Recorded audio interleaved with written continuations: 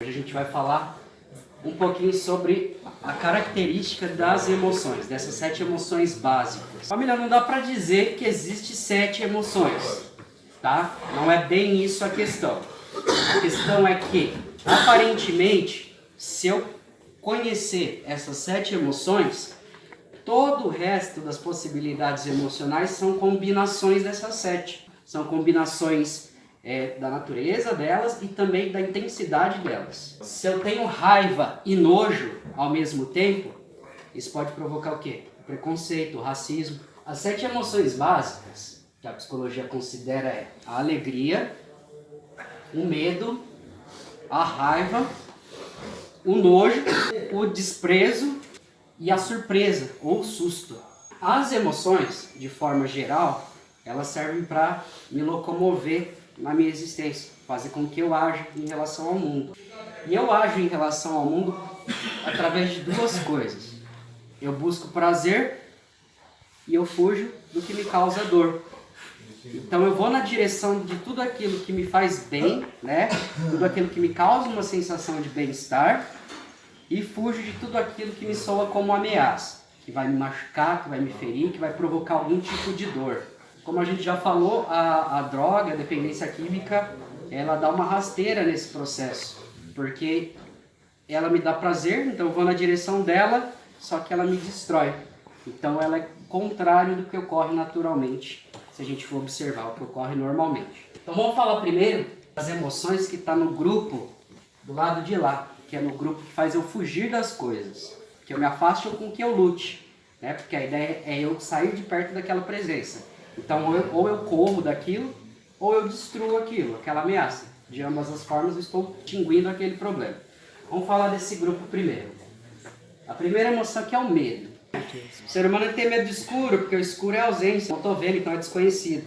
Então o ser humano ele é nato, ele tem medo do escuro.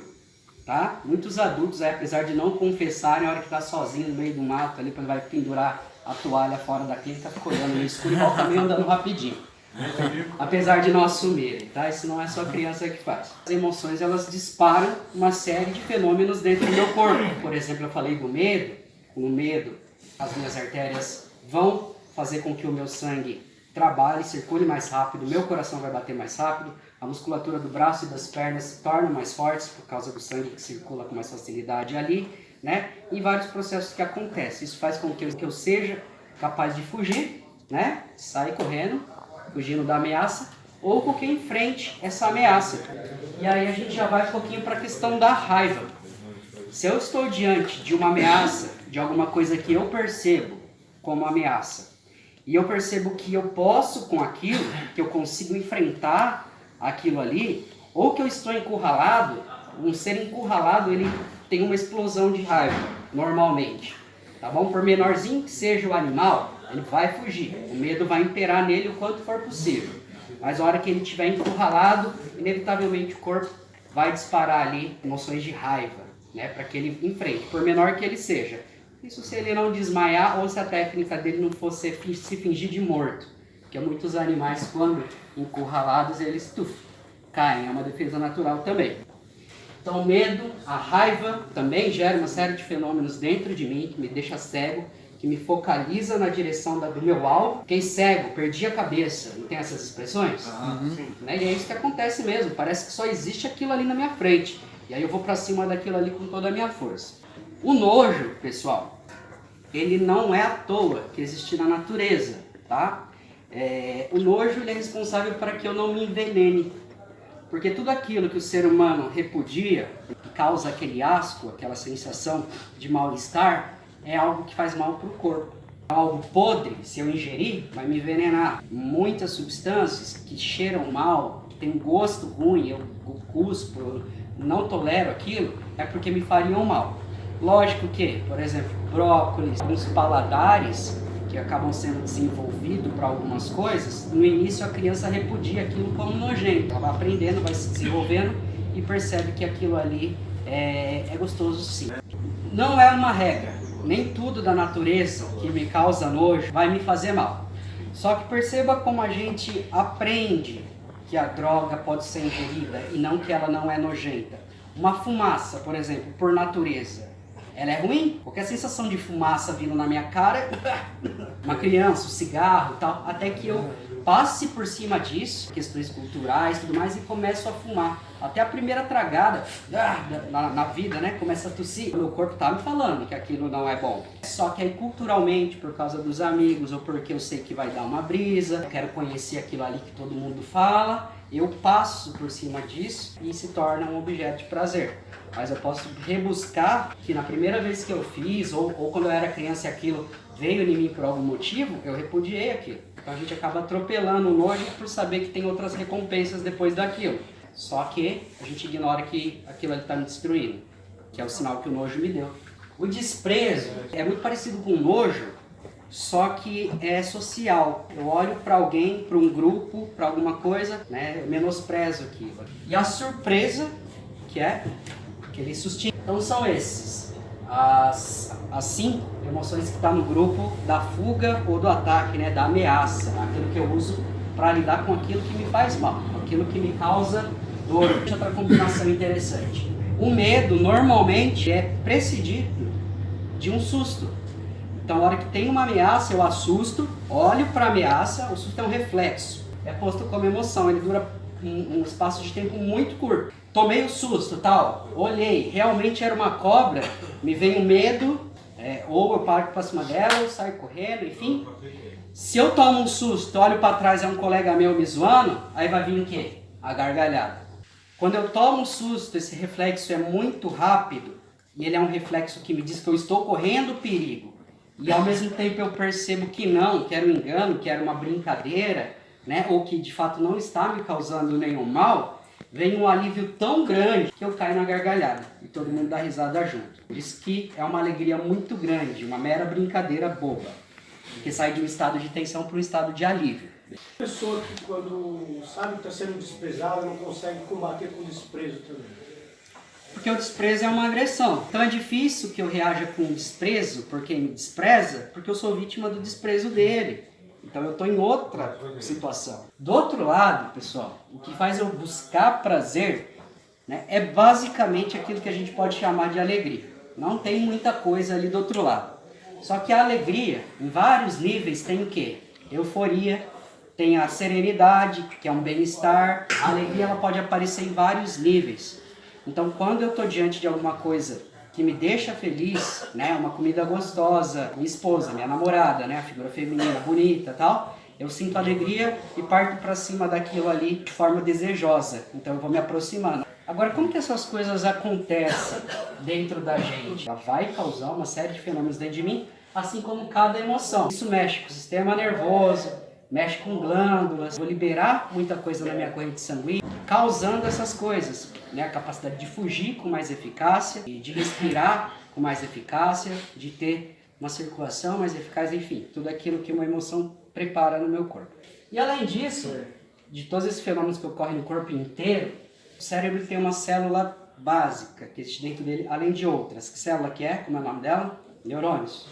Não só no cérebro, mas em muitas partes do corpo, no sistema nervoso, até no intestino, existem neurônios. Os neurônios, eles vão ser responsáveis por criar condições emocionais também, por me dar a sensação de bem-estar, e também pelo meu raciocínio, enfim. Um neurônio, ele não é ligado a outro, eles não se tocam. Tem um espacinho entre um neurônio e o outro. O espaço entre um neurônio e outro, espacinho vazio, se chama sinapse. Por que que as drogas dão prazer? Dentro do nosso cérebro existe um processo que chama sistema de recompensas. Existe uma fisiologia ali, existe uma área que é responsável por me dar prazer quando eu estou diante de algo que normalmente seria algo bom, mas no caso da droga a gente sabe que destrói, mas ativa o meu sistema de recompensa. O que acontece? Quando eu estou diante de algo gostoso, prazeroso, essa sinapse, esse vazio entre um neurônio e outro, ele é preenchido com substâncias que a gente chama de neurotransmissores. Os neurotransmissores, eles são responsáveis pelo quê? Se elas não se juntam, precisa de uma ponte ali, para fazer a ligação entre uma e a outra. Essa ponte, ela vem através de neurotransmissores, que vão dizer se eu estou feliz, se eu estou com raiva, enfim, que vai provocar a sensação em mim.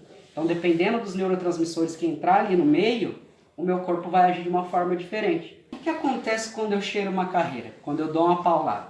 Para eu sentir bem-estar, vai vir, por exemplo, 2 neurotransmissores básicos, tem vários outros, né? A dopamina e a serotonina, por exemplo. Em um estado normal, onde eu estou me sentindo bem, né? Estou feliz, mas estou sereno, existe a dopamina ali no meio. Só que quando eu dou um tiro, né? Ou quando eu fumo crack, ou bebo, enfim, acontece que nessa sinapse vai ser encharcada desse neurotransmissor. Por 2 motivos, tá? Ou porque eu passei a fabricar mais neurotransmissores, como é o caso da metanfetamina, ou no caso da cocaína e do crack, né, o meu corpo não consegue tomar de volta a dopamina. Então eu não consigo recuperar a dopamina, ela vai se acumular ali. Você sabe por que a gente fica naquela depressão, naquela fossa depois que usa droga? É uma questão fisiológica, é uma questão orgânica, tá? O ser humano normal, que está na sua vida normal, tá vendo esse quadradinho aqui que eu fiz? Vamos colocar que isso aqui é o ser humano desde a tristeza até a alegria. Então o ser humano normal vai lá, acorda, tá com bem-estar legal, aí ele vê a esposa, fica mais felizinho, aí ele faz sexo com ela, fica mais felizinho, aí sai ali do pico sexual, volta para um bem-estar, aí recebe uma ligação, tem uma reunião para ir, fica estressado e tal, bate uma bad, aí nessa reunião ele fica sabendo que ele foi demitido, aí ele fica triste, só que aí ele começa a recuperar aquilo, vê a esposa de novo, vê os filhos, a fé volta, ele arruma outro emprego legal, enfim, o ser humano, ele circula entre a tristeza e a felicidade de forma natural. O meu corpo normalmente trabalha com limites entre a felicidade e a quantidade de tristeza e de felicidade que eu carrego. Como que é possível o pico? O pico ele acontece quando ele sai desse espaço, só que o corpo paga um preço, porque o corpo só consegue gerar essa amplitude aqui. Qual que é o preço, gente? Eu vou ter um pico, legal. Então eu saí daqui, estava normal, tal, dei uma cachimbada. Opa, ultrapassei aqui. Eu peguei emprestado da minha capacidade de sentir alegria. Então, a consequência de um pico é que dali para frente eu não consigo sentir alegria. Eu só vou ter esse espaço aqui embaixo para circular. Deu para entender? A causa da bad. É a causa da bad. Então, assim, não é porque eu estou numa ressaca moral, simples, não. Eu criei uma incapacidade fisiológica de ter alegria. Por isso que eu vou atrás de mais drogas, vem a compulsão, porque isso aqui é insuportável. A vida se torna dolorosa. Porque é um ser humano em repouso. Vive aqui em cima, ó, em uma alegria branda. Agora, a pessoa, por exemplo, quando carrega uma ansiedade, quando a vida está ruim, já está vivendo um pouquinho abaixo, tá? Então já está carregando uma dor, a vida está dolorida. Agora aqui embaixo mesmo, galera, uma treva espiritual, né? Ou uma emoção extremamente deprimida, e aí a gente vai falar um pouquinho sobre a depressão. Aqui embaixo o desejo de suicídio vem, porque se isso perdura muito, se torna intolerável, é horrível experimentar isso. A gente não precisa viajar muito para entender a depressão. Se quem cheira cocaína ou fuma crack, quiser saber o que é depressão, é aquilo que vem logo depois dela. Só que diferente do transtorno, depressão, né, da patologia chamada de depressão, essa depressão pós-uso, ela dura pouco tempo. Esse pico aí, essa irregularidade, ela só acontece isso com substâncias que alteram o meu humor? Não. Boa pergunta, Gustavo. Existem outras situações que efeitos assim? Tem.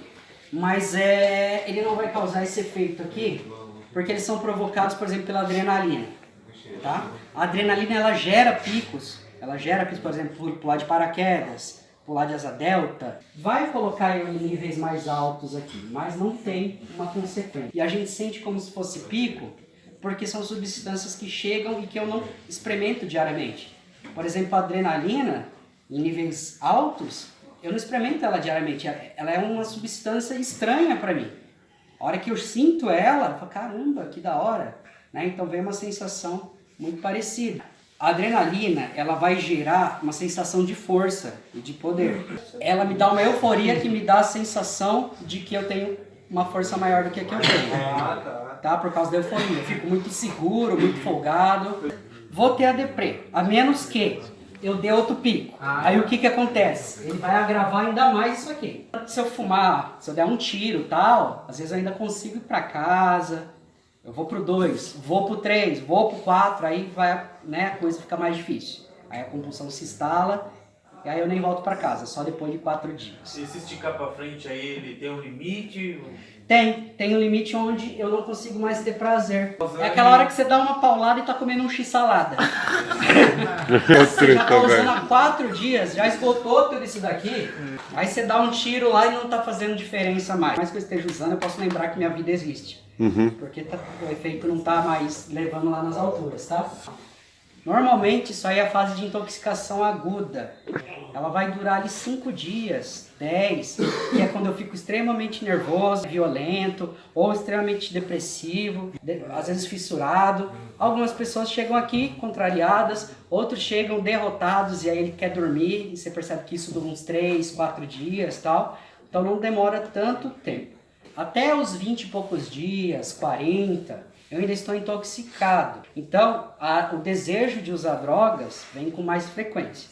Um tratamento de 40 dias, que é o que o SUS oferece, de 25 a 40 dias, que é o que o SUS oferece, que é uma desintoxicação simples, dessa forma, ele vai fazer com que eu consiga não ter uma obsessão tão forte. Só que um tratamento de 3 meses, por exemplo, ele tem 3 vezes mais sucesso de manter pessoas limpas do que o de 45 dias. Por quê?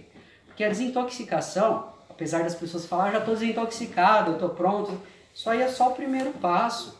É só uma primeira coisa que eu preciso resolver.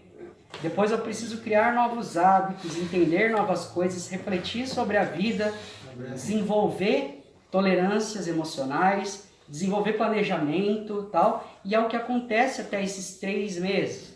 Depois de 3 para 6 meses, eu continuo fazendo isso, continuo melhorando meu contato com as pessoas, com Deus, já vou criando minha rede de ajuda, minha rede de crenças, mudando as minhas ideias.